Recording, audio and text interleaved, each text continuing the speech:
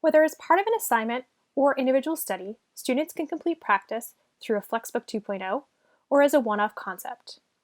In either regard, they would simply continue their work by clicking on a section in a Flexbook or by clicking on the individual concept in practice.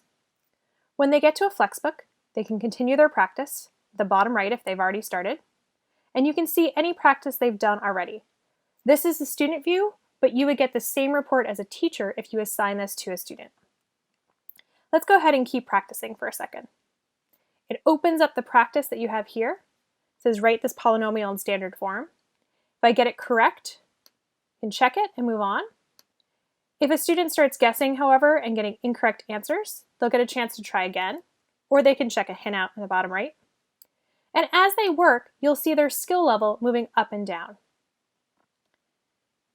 So in this case, we're going to put this into the correct degree and then check it. And they still got it wrong, so therefore they're going to move on to the next question. If they continue to randomly guess and get incorrect answers, you'd see their skill level go down to beginning or work their way up.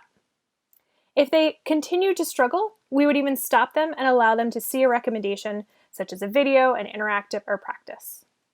When they stop at any point in time, they get that same score report you saw at the beginning as the person was going to continue practice, and this is the detailed report you would see as a teacher. It gives you the number correct, your streak, the time spent, and that skill level. To learn more, you can click on the eye, and you show that it goes from beginning all the way up to mastery, based on the questions that they got right or wrong, the level of question, and whether they got it on the first or second try. I can go ahead and close that, and you can go down to see the level of questions that were successfully answered, 3 out of 4 easy, 0 out of 3 medium, and they didn't move to hard because we were continuing to meet them at the skill level they were at. You can even go down and see the actual answers to the questions, including the first and second try as they went.